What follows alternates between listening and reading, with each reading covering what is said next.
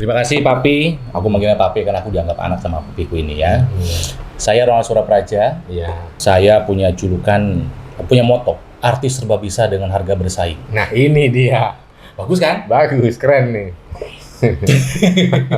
Keren lah ini. Ya, nama saya Tantri Murdoko. Ini buat semua penonton setianya Romoku ini, Romo tercinta, salah satu anaknya Papi.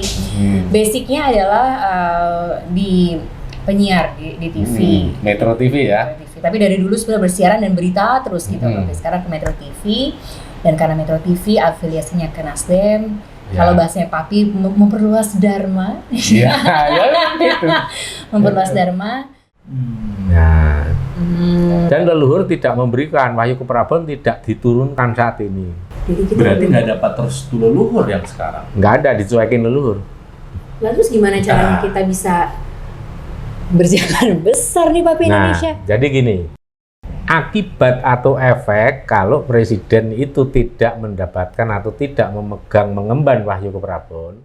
Kalau pemimpin itu sudah bertarung tanda kutip ya untuk memperebutkan jadi pemimpin, ada yang kalah, ada yang menang dong Papi. Ya. Nah, gimana leluhur menyikapi itu? Gimana para leluhur kita menyikapi itu kalah dan menang? Jadi gini, leluhur itu hanya akan mendukung, ya, hanya akan mendukung calon atau capres yang bisa selaras dan harmonis dengan alam. Oke. Ya, dan itu syaratnya berat. Calon atau capres yang selaras dengan alam itu nanti akan ditandai dengan diberikannya atau dipinjamkannya. Kan gitu. Jadi para leluhur dari Tatar Pasundan itu ada beberapa yang intensif banget, kadang rawuh ke sini, kadang sampai bermalam iya. Ke sini? Iya. Dan leluhur dari Kutai, Kertanegara, Sultan Sulaiman juga ke sini. Akhirnya Sultan Sulaiman dengan Prabu Siliwangi pun akrab. Akrab di rumah ini. Akrab. Kalau kita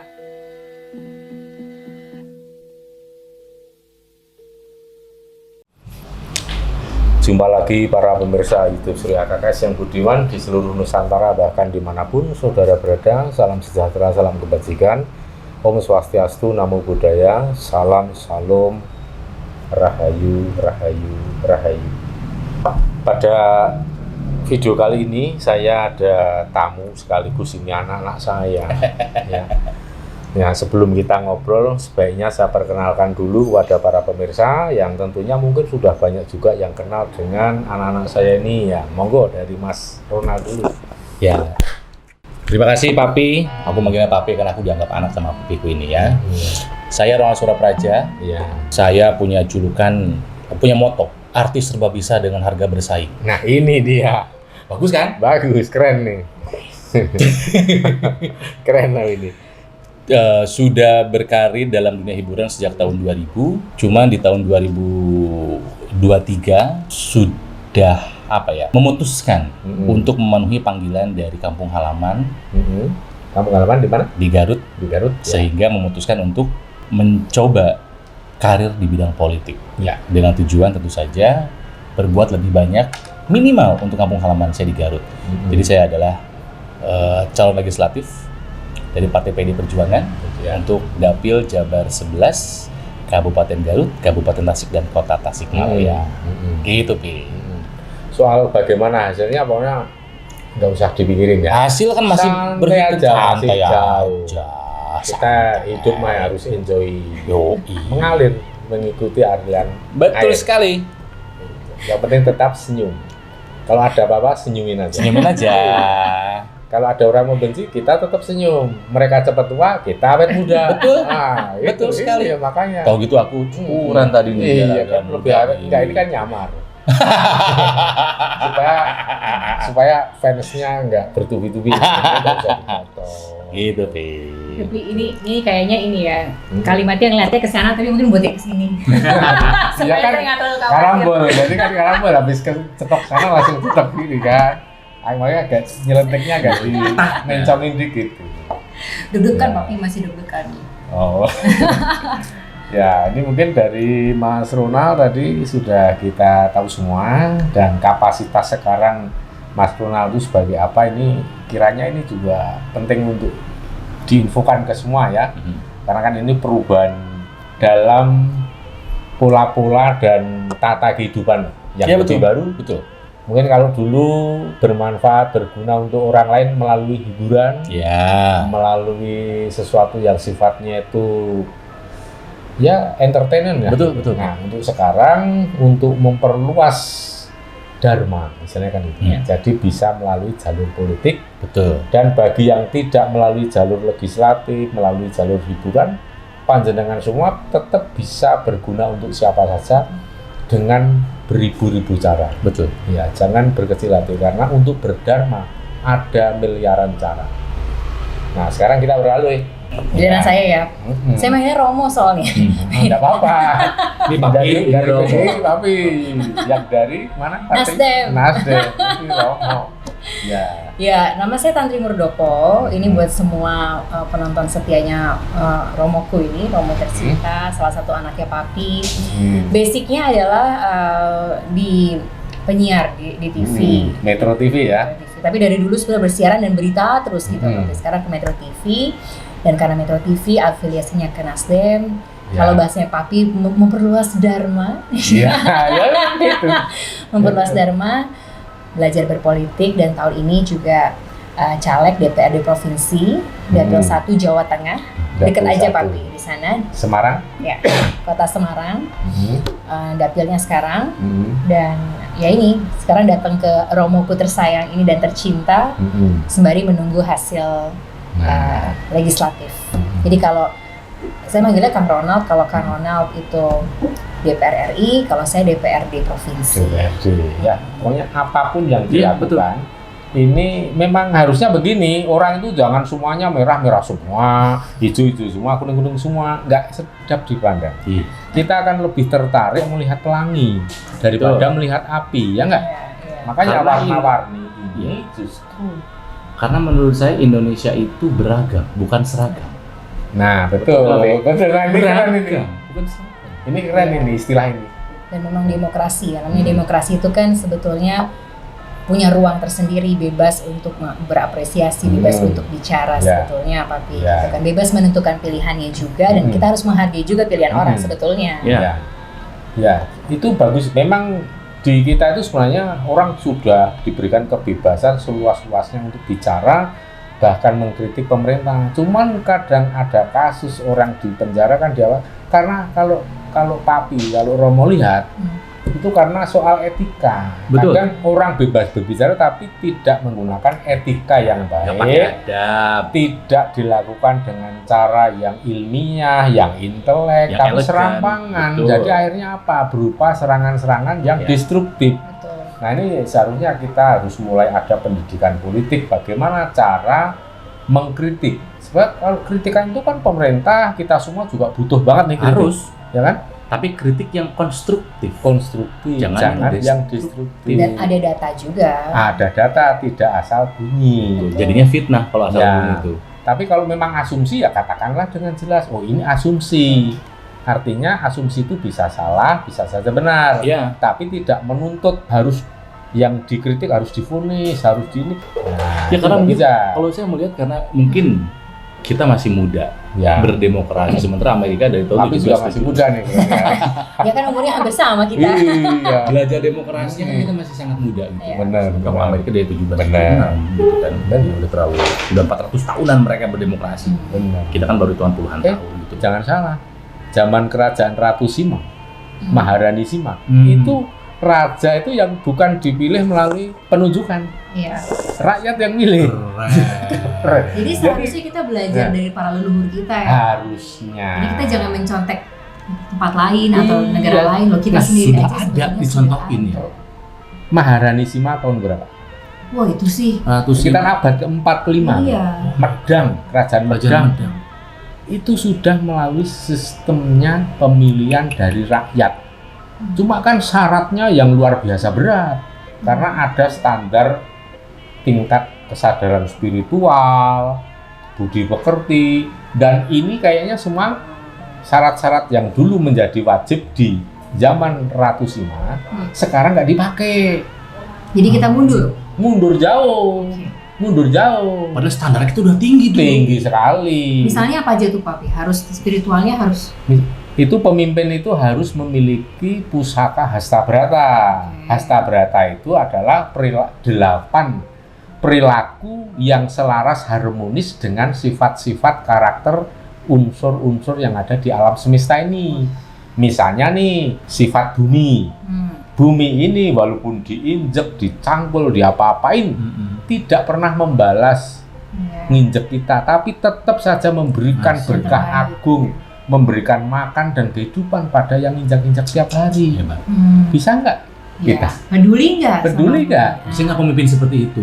Ada nggak ya kan? Itu baru kita dari air, api, udara, terus bulan, matahari, bintang. Semua ada 8. Nah nanti Papi tulis nih, Papi cantumkan linknya tentang pusaka Hastabrata di kolom video bawah ini. Nah itu nanti orang yang bisa melaksanakan pusaka Hastabrata akan meraih Wahyu Makutoromo. Itu adalah, boleh dikatakan itulah kesempurnaan manusia hidup di muka bumi kalau dirinya berguna untuk seluruh makhluk hidup tanpa kecuali. Itu baru bisa memimpin. Itu baru bisa memimpin. Seluruh makhluk hidup itu apa saja? Bukan hanya sesama manusia, tumbuhan dan hewan juga. Tumbuhan dan hewan juga, bahkan makhluk halus. Wow, udah lintas dimensi ya? Lintas dimensi. Jadi harus punya budi pekerti, harus gini loh. Kalau orang zaman sekarang, kadangkala selalu a priori selalu curiga terhadap makhluk halus. Dianggapnya selalu jahat. Ya kan? Kita datang ke beli tanah yang baru, di situ ada makhluk halus yang tinggal di situ. Diusir, nganggapnya ini jahat ini. Padahal kita pendatang di situ. Diusir tuan rumah. Di mana etikanya? Iya betul. Harusnya kita berteman dan bersama. Harusnya kan berteman dan ucapkan misalnya gini nih. Sedulurku, kita halus, bangsa halus semua yang sudah tinggal di sini, izinkan saya ikut tinggal di sini, kita bersahabat, kita saling tolong menolong, saling doa untuk keselamatan, karena kita semua ini adalah makhluk ciptaan Tuhan. Harusnya kan begitu, ya kan? Tapi belum udah ngasih doa nyerang, ngusir dengan cara ini yang itu etika seperti itu masuk dalam pusaka Hastabrata. Betapa hebatnya leluhur kita ya sebetulnya. Urip kudu murup. Hidup harus menyala, artinya menyala itu ya berguna untuk seluruh makhluk. Ya, lintas dimensi. Ya sekarang coba. Jangankan sesama manusia, kadang beda suku, beda agama. Di dalam agama pun beda cara doanya udah bentrok. Sadar nggak kalau kita ini sebenarnya mundur, degradasi moralnya terlalu jauh. Kita tuh lebih banyak mencari perbedaan. Padahal kita jauh lebih banyak persamaannya gitu. Ya, kalau kita bicara langsung ke esensi, tentu kan nemu persamaan yang banyak. Ketika kita berada di level kulit, di level luarnya, kita akan menemukan ragam perbedaan. Tapi bagaimana cara menyikapi perbedaan? Ya, syukurilah itu sebagai anugerah Tuhan yang paling indah, warna-warni kehidupan ini. Sekarang perbedaan yang paling sederhana, tetapi sangat dibutuhkan dan saling membutuhkan apa coba? Perbedaan yang paling sederhana tapi sangat dibutuhkan. Kita butuh perbedaan apa? Kita butuh cinta kasih. Waduh, itu terlalu filosofis itu. Menghargai. Perbedaan ini aja paling aneh. Perbedaan pekerjaan aja. Kalau Papi kasih tahu jangan ketawa ya. Ketawa ya. Apa Papi? Perbedaan jenis kelamin. Oh iya. Iya. Ya kalau sama semua gimana? Itu gimana? Kalau sama semuanya gimana dong? Iya itu namanya nanti itu udah. Oke. Itu betapa hebatnya leluhur kita mencari pemimpin gitu ya kan. Terus kalau misalnya nih Papi, ini konteksnya pemilu gitu ya. Ini kalau pemimpin itu sudah bertarung tanda kutip ya untuk memperebutkan jadi pemimpin, ada yang kalah, ada yang menang dong Papi. Ya. Nah, gimana leluhur menyikapi itu? Gimana para leluhur kita menyikapi itu kalah dan menang? Jadi gini, leluhur itu hanya akan mendukung, ya, hanya akan mendukung calon atau capres yang bisa selaras dan harmonis dengan alam. Oke. Ya, dan itu syaratnya berat. calon atau capres yang selaras dengan alam itu nanti akan ditandai dengan diberikannya atau dipinjamkannya wahyu keprabon Ya. kepada calon presiden. Bahkan nanti setelah menjadi presiden pun akan memegang wahyu keprabon. Nah, selama kepemimpinan kalau bisa menjaga tingkat harmonisasi, keselarasan dengan alam, tidak menabrak hukum alam, artinya amanat kepemimpinannya benar-benar dia pegang, dia jalankan sesuai dengan koridor. Wahyu keprabon akan tetap ada.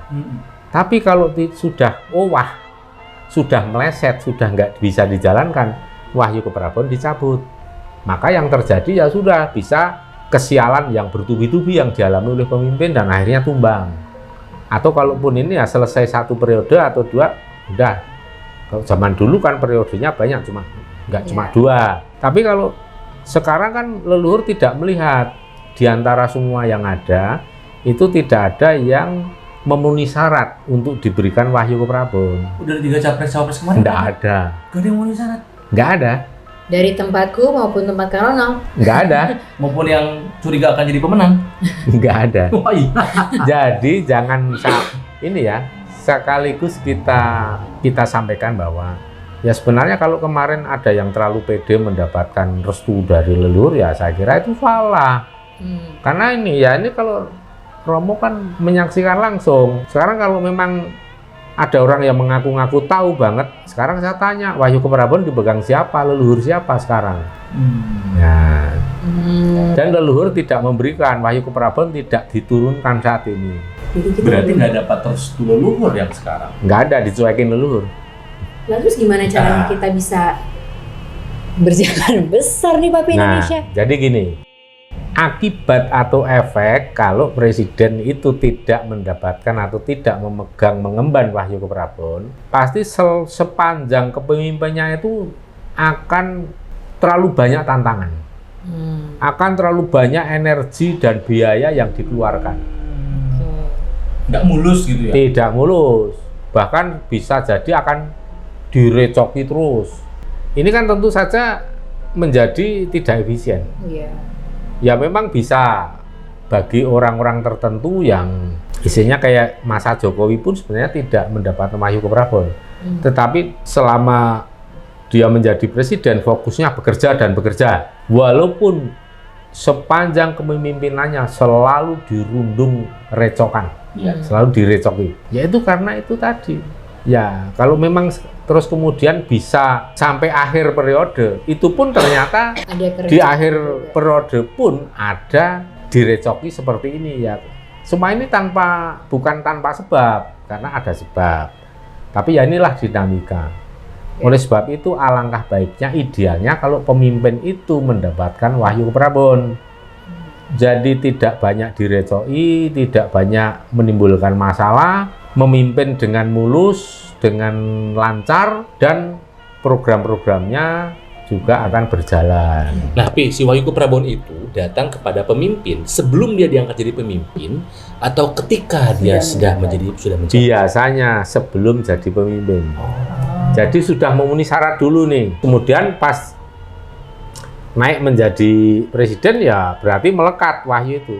Tapi kalau kita belum pernah menyaksikan atau melihat orang yang sudah jadi presiden tidak membawa wahyu keprabon dan saat menjadi presiden kemudian diberikan, tidak pernah ada terjadi. Dari Soekarno sampai Jokowi itu tidak pernah terjadi, belum pernah terjadi. Itu kan kalau kita bicara presiden ya. Kita bicara presiden.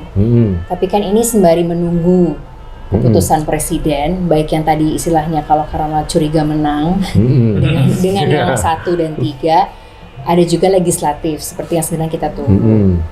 Berlaku hal yang sama untuk para legislator ini. Karena kan lebih banyak nih jumlahnya loh Papi. Kalau presiden cuma 3 lah, legislatif kan banyak di setiap provinsi. Ya, kalau nanti, jangan salah ya, DPR itu bukan pemimpin.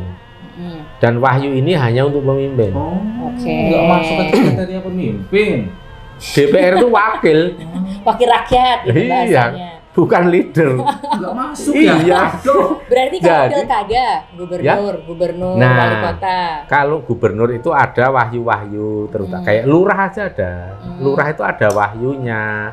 Kalau camat nggak ada karena kan ditunjuk. Terus bupati ada, gubernur ada, tetapi biasanya yang paling melekat itu ya justru lurah, bupati, presiden. Biasanya itu yang paling melekat wahyu. Cuman kan wahyu ini kan bertingkat. Wahyu keprabon hanya untuk presiden. Kalau lurah itu wahyunya ya orang nyebutnya wahyu atau daru.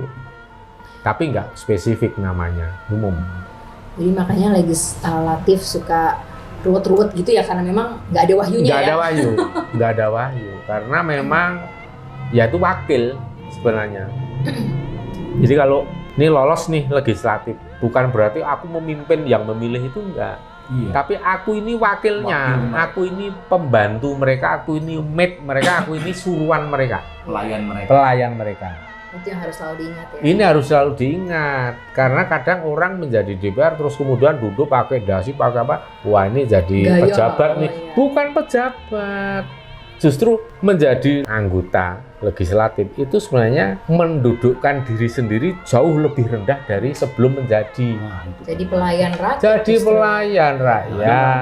Balik sekarang. Sekarang kebalik, logikanya rumah sani ini mentereng di atas. Iya. Maka kadang seringkali ya kan ada orang ini yang legislatif atau DPR, misalnya anggota DPR yang mentang-mentang di jalan terus kaca pinggang, nggak taat aturan kan ada kasus-kasus di YouTube. Ini menunjukkan logikanya terbalik. Iya.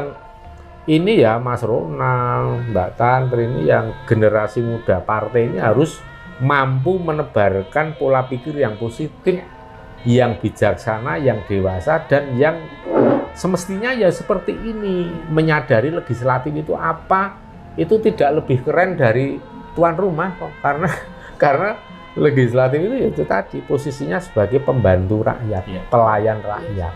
Nah, orang walaupun pakai dasi, pegang uang banyak, menetapkan proyek yang besar atau mega proyek, tapi kalau selama masih menyadari aku ini hanya mengemban suara rakyat, aku ini hanya menjadi pelayan rakyat, tidak ada sikap yang mentang-mentang tinggi hati, yang congkak, nggak ada. Pasti semua anggota DPR itu pasti low profile. Harusnya begitu dia. Nah, itu. Kalau gitu malah jadi ada jarak dengan rakyat jadinya ya. Maksudnya Justru. rakyatnya yang diwakilinya susah, Nah, sementara dia bermewah-mewah gitu kan, hal yang Ironis.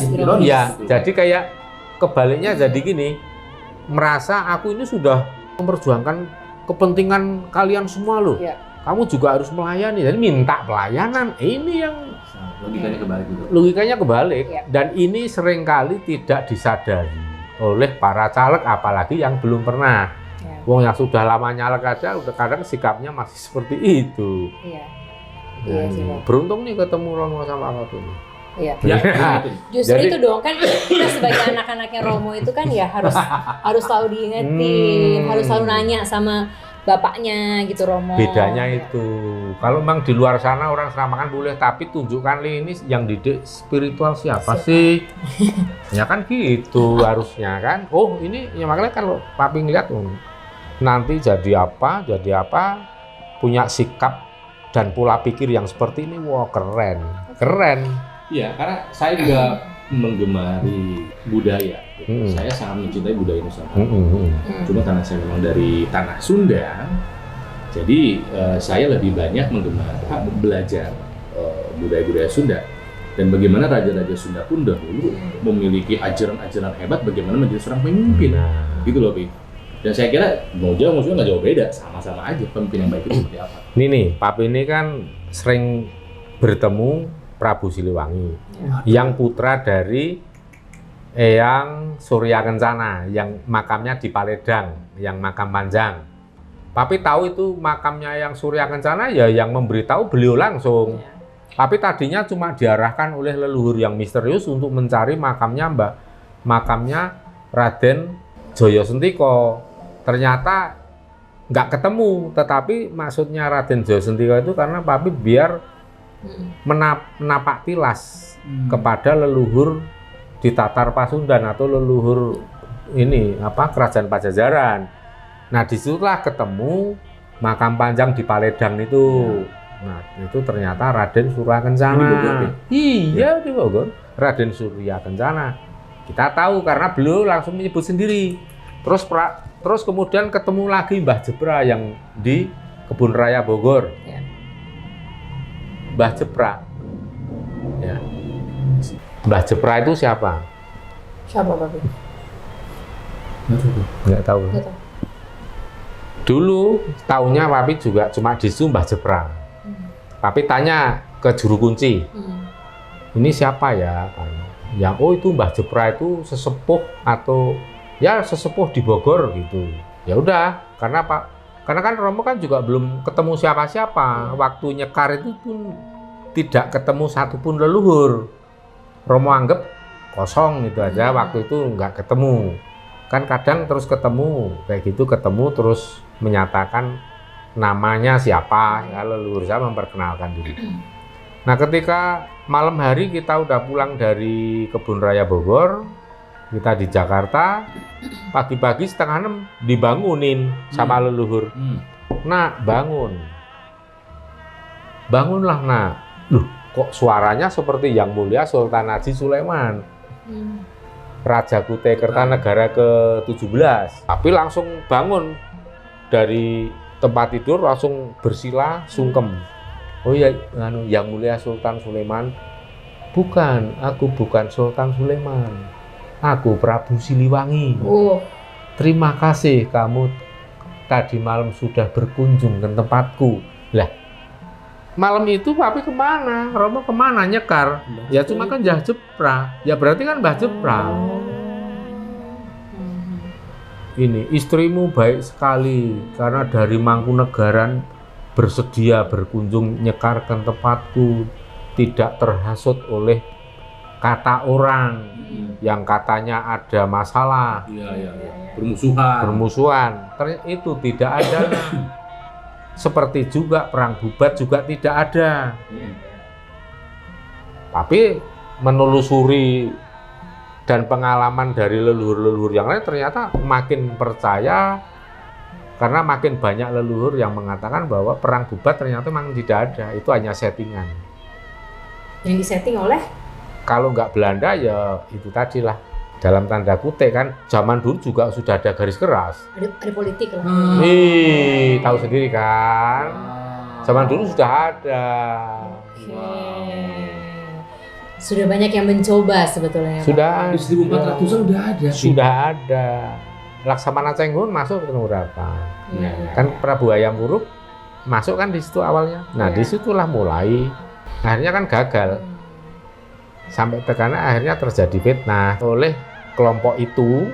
Ya, itu rombongan Prabu Siliwangi yang mengantarkan Dyah Pitaloka untuk dipersunting oleh Prabu Hayam Wuruk. Dan Prabu Hayam Wuruk akan menjadi menantu Prabu Siliwangi, nggak jadi, gagal. Karena ada fitnah itu. Dan yang difitnah dijatuhin kambing hitam, Gajah Mada. Padahal enggak, Gajah Mada nggak tahu. Makanya dia pergi itu ya Papi. Jadi kenapa Papi dituntun Raden Jaya Sentika itu mungkin karena untuk meralat sejarah ini. Dan akhirnya para karuhun di Tatar Pasundan banyak sekali yang seperti Mbah Dalem. Mbah Dalem yang makamnya di mana? Di Batu Tulis. Itu siapa aslinya? Tapi dikasih tahu oleh Mbah Dalem sendiri. Aku yang ada di sebelah barat itu, nak. Tapi jalan ke barat di situ nemu situs Raden Surawisesa. Ternyata Mbah Dalem itu beliau. Kan gitu. Jadi para leluhur dari Tatar Pasundan itu ada beberapa yang intensif banget, kadang rawuh ke sini, kadang sampai bermalam iya. Ke sini? Iya. Dan leluhur dari Kutai Kertanegara, Sultan Sulaiman juga ke sini. Akhirnya Sultan Sulaiman dengan Prabu Siliwangi pun akrab. Akrab itu rumah ini. Akrab. Kalau kita ruahan nyadran ke Kebun Raya, ikut ya. kadang Sultan Sulaiman ikut. Kita ke Kalimantan. Tempo hari tahun lalu kita nyadran ruahan ke Kalimantan Timur, Prabu Siliwangi ikut. Terus Papi dapat uang untuk bekal ke sana, kan ngajak anak-anak juga. Iya. Papi, itulah. Papi minta duitnya ke siapa? Ke Prabu Siliwangi. Ada kok di YouTube itu. Papi sembah sungkem gini. Eyang Prabu Siliwangi, saya mohon doa restu bisa berangkat ke Kalimantan Timur. Saya mau nyekar, mau sowan ke Yang Mulia Sultan Haji Muhammad Sulaiman. Kasih duit. Berangkat. Kok cucunya gitu mintain?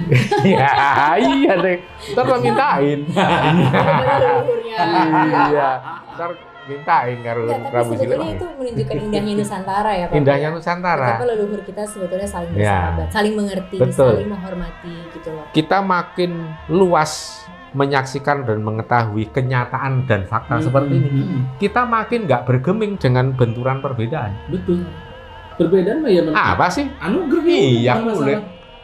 Iya. Betul. Kok ada yang jauh lebih penting, ada jauh yang lebih indah dari itu. Kalau kita menembus kesadaran yang lebih tinggi, Iya. kesadaran sampai dimensi lain, sampai dimensi yang lebih tinggi. Akhirnya apa? Ya kita nggak gampang terprovokasi, kita nggak gampang terhasut. Itu yang ribut di kulit aja. Itu di kulit aja. Hakikatnya nggak dapet. Iya, itulah makanya. Berarti gimana dong Papi? Hmm. Jadi manggilnya ikut Papi deh kan? Gimana dong Romo?